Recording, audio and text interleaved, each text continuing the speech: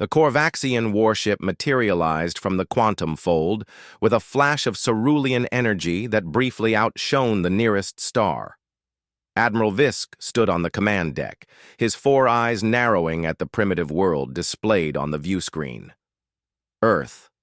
Such an unremarkable planet, yet the source of so much frustration for the galactic hegemony. Pitiful, he chittered, mandibles clicking in disdain. These humans have barely mastered orbital travel, yet they refuse our generous offers of vassalage.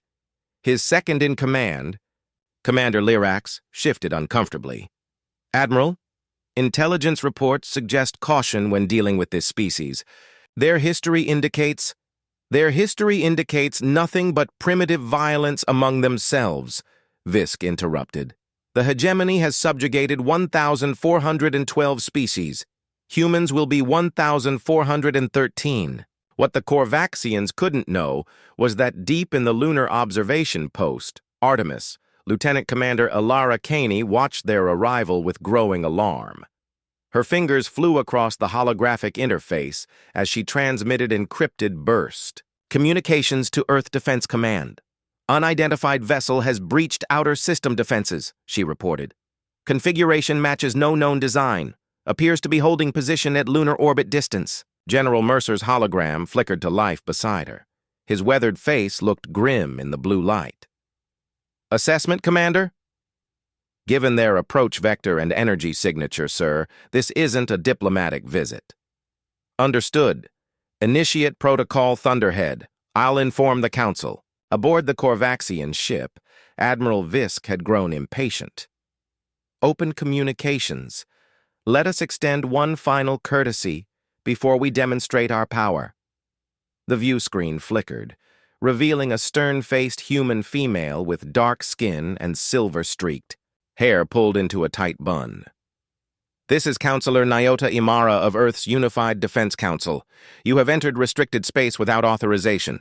Visk's upper eyes blinked slowly, a gesture of superiority among his kind. Counselor, I am Admiral Visk of the Korvaxian Dominion, representing the galactic hegemony. Your primitive species has rejected 3 formal offers of protection. We no longer request your submission. We demand it. Imara's expression remained unchanged. Admiral, perhaps there has been a misunderstanding. We have no record of any formal communication from your hegemony. Irrelevant. You will submit or face immediate consequences.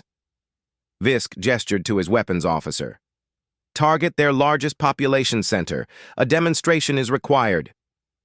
On Earth, in the subterranean chambers of Geneva Command, General Mercer stood before the hastily assembled Defense Council. The Thunderhead Protocol is our only option, he argued. They've made their intentions clear. That's a weapon system we've never tested in actual combat, objected Counselor Takahashi. The consequences of inaction are certain, Mercer interrupted. Look at the targeting vectors they're establishing. On the main screen, red projection lines reached from the alien vessel toward Beijing, New Delhi, and New York simultaneously. Counselor Imara's voice came through the comm system. They're preparing to fire, General. Your recommendation is approved. Execute Thunderhead. In lunar orbit, Ilara Caney received the authorization code. Her hand hovered over the activation sequence. May whatever gods exist forgive us, she whispered, then pressed her palm against the scanner. Deep within the lunar regolith, automated systems awakened. Quantum resonators that had lain dormant since their installation began to hum with energy. No human had ever dared unleash. Aboard the Korvaxian warship, alarms suddenly screamed. Admiral! Cried the sensor officer. Detecting massive energy buildup from the moon. Impossible, Visk snarled. They have no... The sentence was never completed. A pulse of blinding white energy erupted from the lunar surface, enveloping the massive Korvaxian vessel. For 3 heartbeats, the ship seemed to glow from within, its hull becoming transparent, revealing the skeleton of its construction. Then, with an almost beautiful grace, it disintegrated into particles no larger than dust. In Geneva Command, stunned silence reigned. Then, Counselor Imara spoke quietly. "Well played, Admiral Visk. If your goal was to start a war with the galaxy's most unstoppable force." 12 hours after the destruction of the Korvaxian warship, Earth hummed with frantic activity. Military installations worldwide elevated to full alert. Civilian defense drills executed with precision, born of decades of preparation for this very moment. Humanity had long suspected they weren't alone, but first contact had come as an ultimatum, rather than a greeting. In the hollowed heart of Mount Denali, 5,000 feet below the surface, Dr. Orion Rastafa stood before the assembled Joint Chiefs and Council representatives. Behind him, a massive holographic display showed the remnants of the alien vessel scattered across lunar orbit. "The Thunderhead weapon performed beyond expectations," he explained, his deep voice echoing in the cavernous chamber. "However, we must assume the Korvaxian vessel transmitted data before its destruction. We have revealed our hand." General Mercer nodded grimly. "How long until they return with reinforcements?" "Based on their quantum fold technology, I estimate between 3 and 6 days. Counselor Imara leaned forward. "Dr. Rastafa, it's time to brief everyone on the full extent of Project Prometheus." A ripple of murmurs spread through the room. Most present had only heard whispers of the project, mankind's greatest secret, hidden even from most world leaders. Rastafa touched his wrist interface, and the hologram shifted to display an orbital schematic. "For 50 years, we've been systematically militarizing our solar system while maintaining the appearance of primitive space capabilities." The hologram expanded, revealing thousands of stealth platforms positioned throughout the system, along with massive structures hidden within asteroids, planetary rings, and even beneath the surfaces of several moons. "These are not merely defense platforms," Rastafa continued. "They are nexus points for our true deterrent, the Quantum Entanglement Network." Meanwhile, 16 light-years away, the hegemony's orbital command station above planet Korvaxia received the final transmission from Admiral Visk's vessel, a burst of sensor data, and the image of a white energy pulse emerging from Earth's moon. Supreme Overlord Zendrak studied the recording with growing rage. "One ship. We lost one of our most advanced warships to a species that supposedly hasn't even developed interplanetary travel." Strategic Minister Pelvor's scales rippled with anxiety. "The humans have clearly concealed their technological advancement. We should approach with caution." "Caution?" Zendrak hissed, rising to his full 12-foot height. "They have destroyed a hegemony vessel. There is only one response." He turned to his war council. "Prepare the eradication fleet. We leave for Earth in 20 cycles." Back on Earth, in the subterranean chambers of the Antarctic Research Facility, Commander Zarina Echevarria guided her team through final preparations. Surrounding them stood 12 humanoid frames, each 3 meters tall, their surfaces a liquid, metal that rippled like mercury. "Atlas units at 97% synchronization," reported Lieutenant Cato. "Neural interfaces stable." Echevarria nodded approvingly. "Begin pilot integration." 12 volunteers stepped forward, each wearing form-fitting interface suits covered in neural receptors. They approached the metallic figures and placed their palms against the liquid surface. Slowly, impossibly, each was absorbed into their respective unit. For a moment, nothing happened. Then, as one, the 12 units opened their eyes, glowing, blue orbs that pulsed with inner light. "Neural bonding complete," came a harmonized voice from all 12 simultaneously. "Atlas combat system online." In orbit aboard Artemis Station, Ilara Caney received the update from Antarctic Command. "Atlas units operational," she confirmed to General Mercer. "Project Prometheus has entered its final phase." Mercer's hologram nodded. "And the Lazarus Protocol?" The first wave of dormant units is awakening throughout the system. Mercury defense grid at 62% and rising. Venus orbital platforms initializing. Mars underground reporting all systems nominal. Mercer allowed himself a tight smile. 50 years of preparation. Half a century of hiding our true capabilities, pretending to be technologically stunted while we prepared for this moment. "Do you think it's enough, sir?" Caney asked quietly. "Against the full might of an interstellar empire?" Mercer's expression hardened. "We're about to find out. But one thing is certain. Humanity does not go quietly into submission. We never have." Beneath the surface of Callisto, Jupiter's second-largest moon, automatic systems began accelerating particles to near light speed. The Jovian defense ring, humanity's farthest deployed weapon system, hummed to life after decades of dormancy.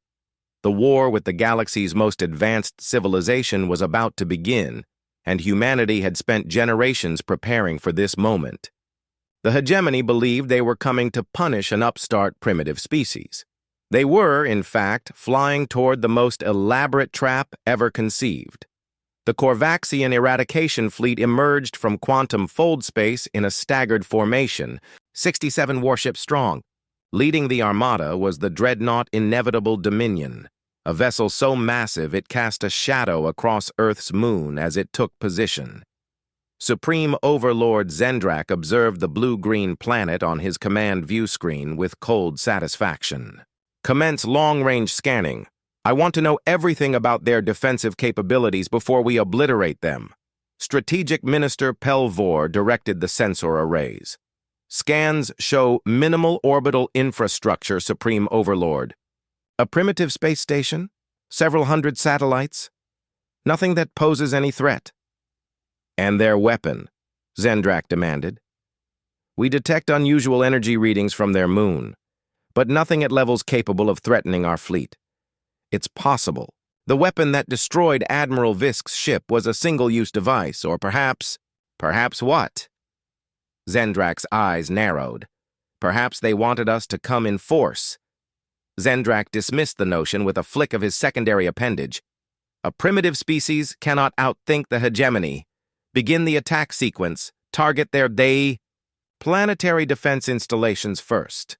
On Earth, in the United Defense Council chamber, representatives watched the alien fleet's arrival with calculated calm. Counselor Imara turned to General Mercer. "They've taken the bait. Operation Phantom. Mirror." "In progress," Mercer confirmed. "Quantum camouflage holding. Our actual defense grid remains undetected." What the Corvaxians couldn't see was happening in the quantum layer beneath visible reality. Throughout the solar system, thousands of defense platforms shifted slightly out of phase with normal space-time, present, yet invisible to conventional sensors. Dr. Rastafa entered the chamber, his expression grim. "The Corvaxian fleet is larger than predicted. We've identified 67 vessels, including what appears to be their command ship." "Can our defenses handle this many?" asked Counselor Takahashi. "They can," Rastafa confirmed, "but casualties will be significant. I recommend we proceed with the Lazarus Protocol's second phase." Imara nodded. "Authorized. Let them fire the first shot." In space, the Corvaxian fleet moved into attack formation. Their weapons systems, plasma accelerators capable of reducing cities to ash, charged with ominous energy. The first salvos fired, streaking toward Earth's surface. The projectiles never arrived. Halfway to their targets, the plasma bursts encountered, invisible barriers. For a brief moment, patches of space shimmered as massive energy shields absorbed the attacks, then faded back to invisibility. Aboard the Inevitable Dominion, confusion reigned. "Weapons impact negative," reported the tactical officer. "Some kind of energy shield intercepted all projectiles." Zendrak snarled in frustration. "Impossible! Scan again!" New alerts blared across the command deck. "Multiple energy signatures detected. They're decloaking." Throughout the solar system, humanity's true defenses revealed themselves. From Mercury's scorched surface to the rings of Saturn, thousands of platforms, stations, and vessels shimmered into visibility as their quantum camouflage deactivated. Inside, Artemis Command. Ilara Caney's fingers danced across the tactical interface. All defense grids online. Mercury accelerator ring at full charge. Venus orbital platforms locked on targets. Mars defense grid engaged. Lieutenant Commander Jarvik. Her second looked concerned. What about Jupiter? The Callisto array is still not responding. Hold position, Caney ordered. The Lazarus protocol requires precise timing.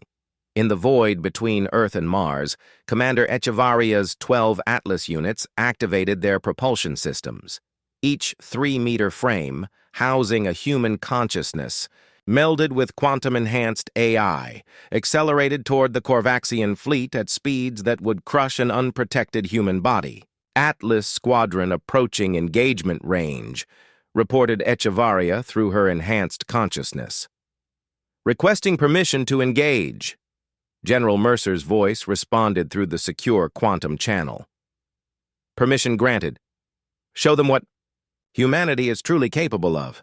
The 12 Atlas units streaked toward the Corvaxian fleet like shooting stars. Aboard the alien vessels, weapon systems tracked the approaching objects but struggled to lock on. The units' quantum-shifting hulls made them appear to be in multiple locations simultaneously.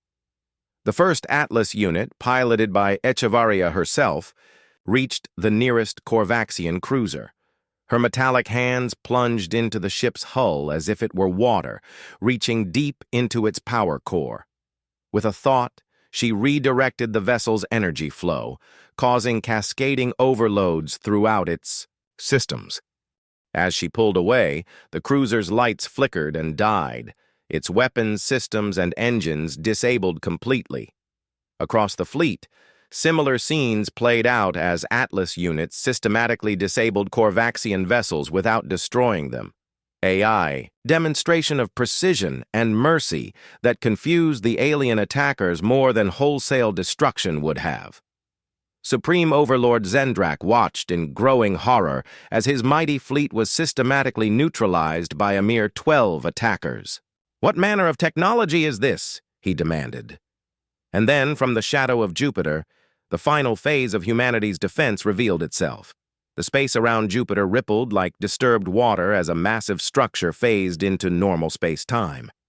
The Callisto array, humanity's masterpiece of defensive engineering, revealed itself as a ring of interconnected platforms spanning 10,000 kilometers, encircling Jupiter's moon like a technological halo.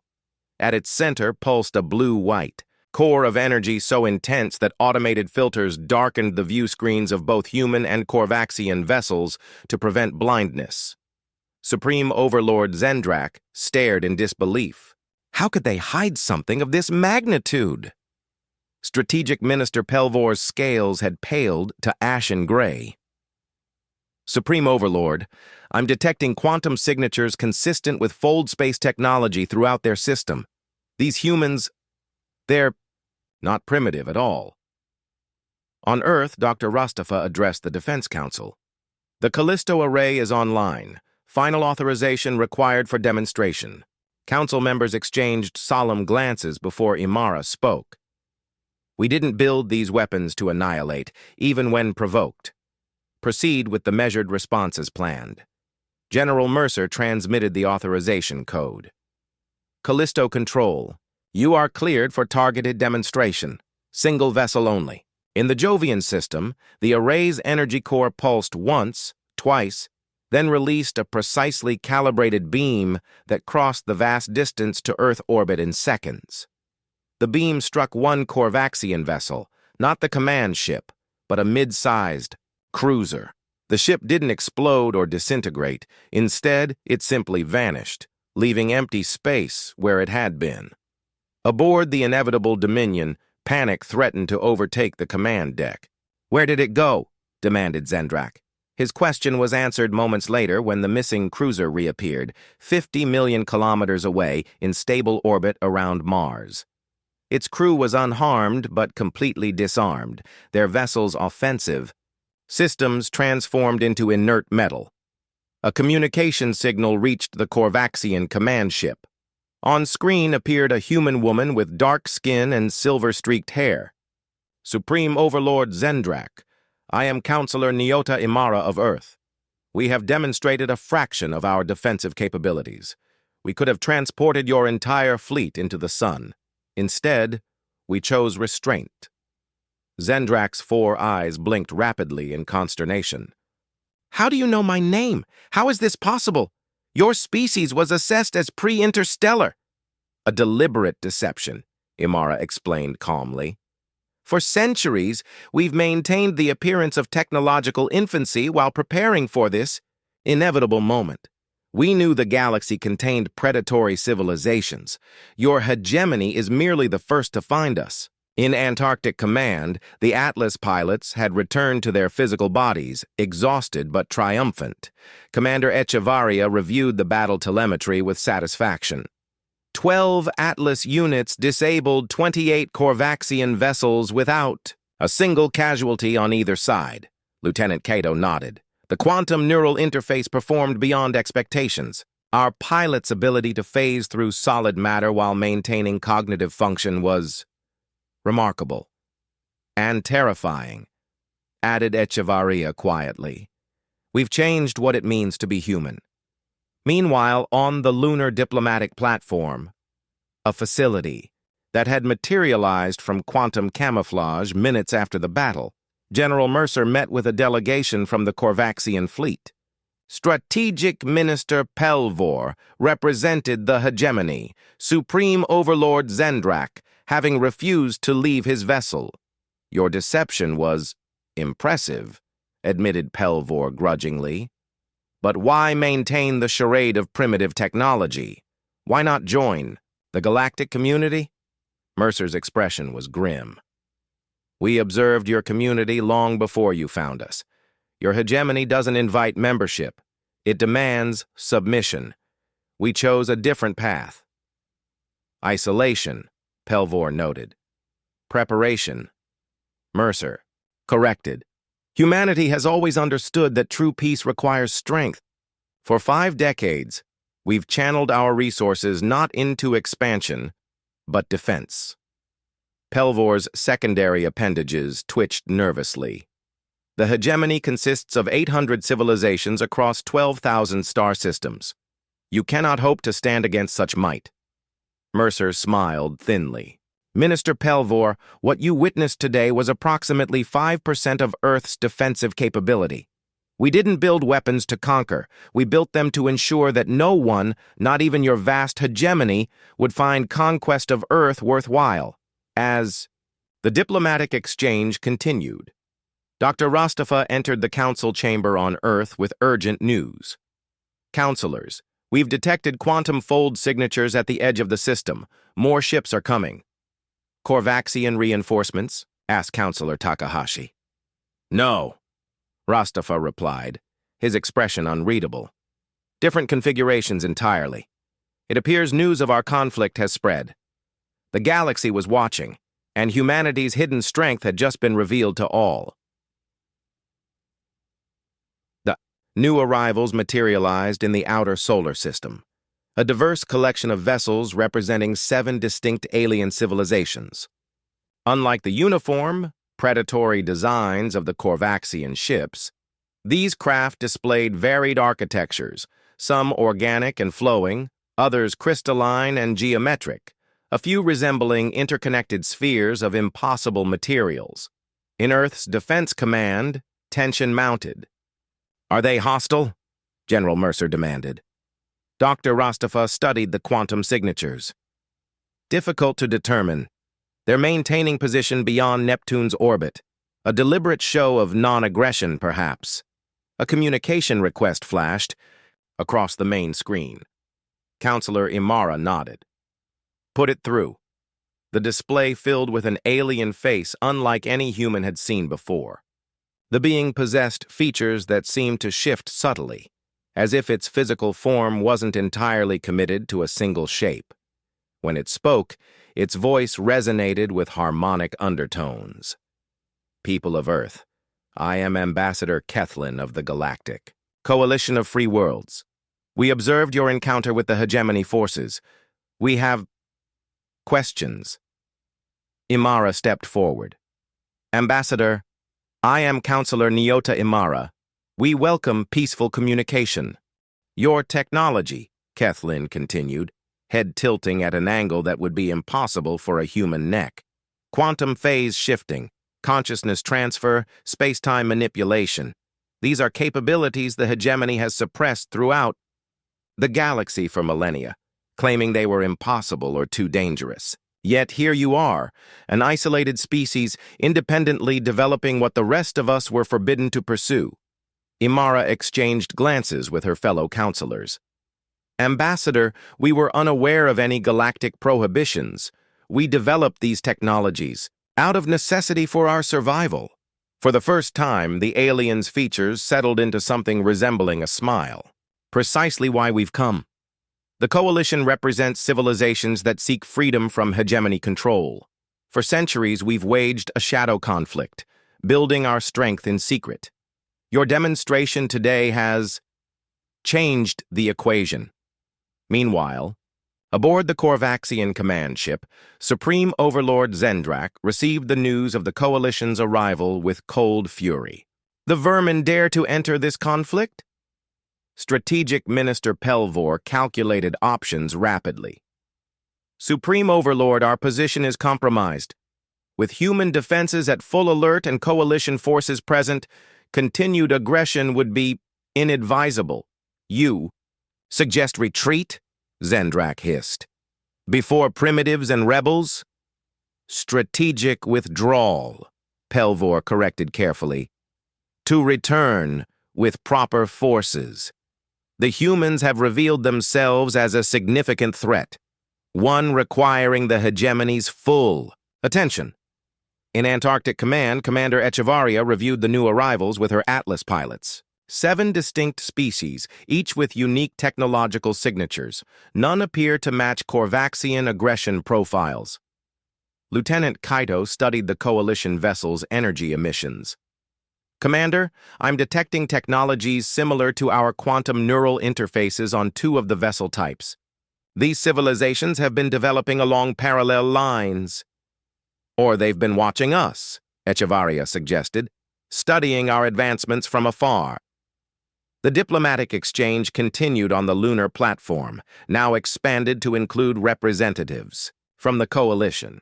Ambassador Kethlin was joined by delegates from the crystalline Lathril, the biomechanical Vertan, and 4 other species. General Mercer represented Earth alongside Dr. Rastafa. For 10,000 years, the hegemony has maintained control through technological suppression, explained Kethlin. Any civilization developing quantum technologies is either subjugated or eradicated. Yet somehow, Earth remained hidden long enough to build defenses beyond even hegemony capabilities. We were fortunate, Mercer acknowledged. Our system's unique radiation signature masks certain energy readings. We accelerated our technological development in specific directions once we detected hegemony scout ships a century ago. The Vertan delegate, a being whose body seemed part organic tissue, part flowing metal, spoke in a voice like harmonic vibrations. Your Atlas system, the melding of consciousness with quantum mechanics, this is what the hegemony fears most. The transcendence of biological limitations. Dr. Rastafa nodded. We discovered early that quantum mechanics and consciousness are intrinsically linked. Our breakthrough came when we stopped treating them as separate domains. This is why we propose alliance, Ambassador Kethlin stated, not merely against the hegemony's aggression, but toward a new understanding of existence itself. Your species has independently discovered pathways the rest of us were forbidden to explore. As the diplomatic discussions progressed, the Korvaxian fleet began systematic withdrawal, folding away in groups of 3 and 4 vessels. Supreme Overlord Zendrak, however, refused to retreat personally. The humans must be made to understand the consequences of defiance, he declared, overriding Pelvor's objections. Prepare the singularity cascade. Aboard the inevitable Dominion, a weapon of unimaginable destructive potential began charging. A device capable of collapsing a planetary mass into a microsecond black hole. It was the hegemony's final solution, reserved for species deemed too dangerous to exist. The Korvaxian flagship oriented toward Earth, its primary weapon array glowing with ominous energy.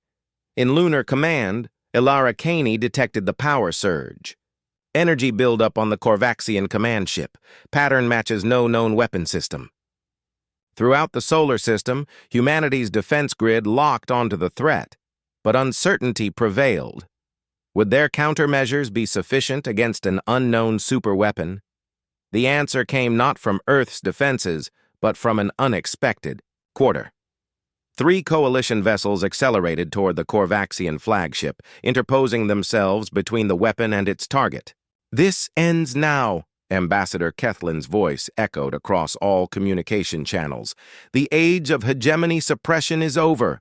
The singularity cascade fired, a beam of concentrated dark energy that tore through space itself. But instead of striking Earth, it encountered the combined shield array of 3 coalition vessels. For a breathless moment, the shields held, glowing violet white under the strain, bending but not breaking. Then the unthinkable happened. The coalition vessels didn't merely absorb the attack, they redirected it. The dark energy beam curved, like a river changing course, arcing back toward its source. The inevitable Dominion had no time to evade its own weapon. The beam struck the massive dreadnought amidships, energy cascading across its hull. But rather than destroying the vessel, the redirected energy enveloped it in a containment field, a prison of its own making. Ambassador Kethlin's voice reached, human and Korvaxian alike. For too long, the hegemony has ruled through fear and destruction. No more. Today marks the beginning of a new approach. Aboard the immobilized Korvaxian flagship, Supreme Overlord Zendrak raged impotently as his command. Ship hung suspended in the energy field. Strategic Minister Pelvor and the command staff stared in disbelief at the technology that had so easily neutralized their ultimate weapon. On the lunar diplomatic platform, the coalition representatives gathered with Earth's leadership. Ambassador Kethlin addressed the assembled delegates. "What happened here today will reverberate across the galaxy. For millennia, the hegemony has maintained control by convincing each species that they stand alone against overwhelming force. Today, that illusion shatters." General Mercer studied the alien diplomat. "You've been planning this moment for centuries," confirmed Kethlin, "waiting for a catalyst, a species with both the technological capability and moral restraint to challenge hegemony dominance without becoming conquerors themselves." Counselor Imara looked thoughtful. "You were watching us all along." "From the shadows, yes. When you chose to disable rather than destroy the Korvaxian fleet, you confirmed our hopes. Many species develop powerful weapons. Few show such restraint in using them. In Antarctic Command, the Atlas pilots were coming to terms with their new reality. Commander Echevarria stood before her team, their expressions a mixture of exhaustion and wonder. "What we've done today can't be undone," she told them. "Humanity has stepped onto the galactic stage, not as conquerors or subjects, but as architects of a new order." Lieutenant Kaito gestured toward the holographic display showing the coalition vessels. "These aliens, they have technology similar to ours, yet different. We have much to learn from each other." "And much to teach," Echevarria added. "Our quantum neural interface pushed boundaries they haven't explored, just as their redirect technology exceeds our capabilities." Aboard the Jovian station controlling the Callisto array, Dr. Rastafa consulted with coalition scientists. The alien researchers, beings of crystalline structure and shifting light, examined human quantum technology with something approaching reverence. You developed this independently, observed the Lathril scientist, its voice chiming like crystal bells. Without access to the ancient knowledge the hegemony suppressed. Necessity drove our innovation, Rastafa explained. When we detected hegemony scout ships a century ago, we knew we needed defenses beyond conventional understanding. And in doing so, you rediscovered the path the ancients followed, the integration of consciousness and quantum mechanics that the hegemony has feared for millennia. In Earth orbit, the diplomatic exchange reached its culmination. The coalition proposed not merely an alliance, but an integration of knowledge and technology. 7 species, each with unique approaches to science and existence, offering to share their advancements with humanity. In return, they asked for access to Earth's quantum neural interface technology, the Atlas system that allowed human consciousness to transcend physical limitations. Commander Echevarria represented the Atlas pilots in the discussion. This technology changes what it means to be human, she cautioned. The merging of mind and machine at the quantum level, it's not without cost. Every evolution has its price, Ambassador Kethlin acknowledged. But consider the alternative. Isolation in a hostile galaxy, forever defending against forces that would subjugate or destroy you. The decision wasn't made lightly. For 3 days, Earth's leaders debated, consulted experts, and finally reached consensus. Counselor Imara delivered humanity's answer. We accept your proposal with conditions. Knowledge will be exchanged gradually, with careful consideration of cultural and ethical implications. Earth remains sovereign, but we join the coalition as equals. Throughout the solar system, humanity's quantum defenses remained vigilant, but a new protocol was initiated. Operation Starbridge, the controlled sharing of scientific knowledge between Earth and its new allies. The captured Korvaxian vessels were not destroyed, but transformed.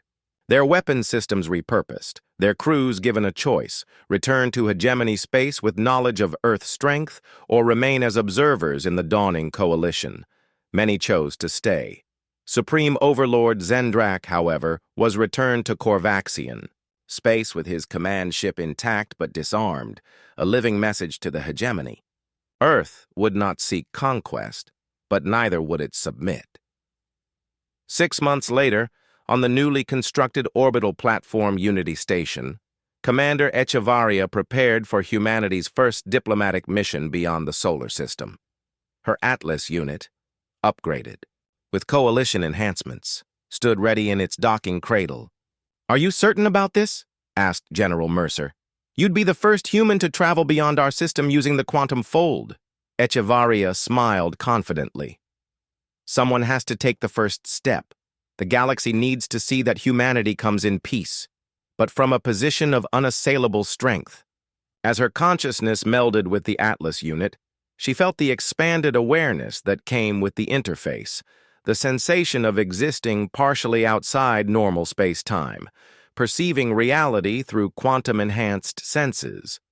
The coalition diplomatic vessel waited in high orbit, its quantum fold generators spooling up for the journey to the neutral meeting ground, where representatives from 200 formerly subjugated worlds awaited news of the hegemony's defeat.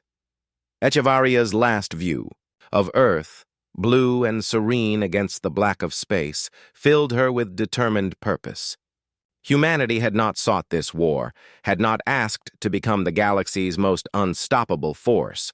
But now that they had revealed themselves, they would use that position to forge a peace built on mutual respect rather than dominance. As the quantum fold enveloped the ships, transporting them across impossible distances, she transmitted one final message to Earth Control. "We came to the stars prepared for war, but we bring the promise of partnership. The galaxy will never be the same, and neither will we. The age of the hegemony was ending, and humanity, once hidden, now revealed, would help write the next chapter of galactic history, not as conquerors, but as the unstoppable force for change the galaxy never knew it needed.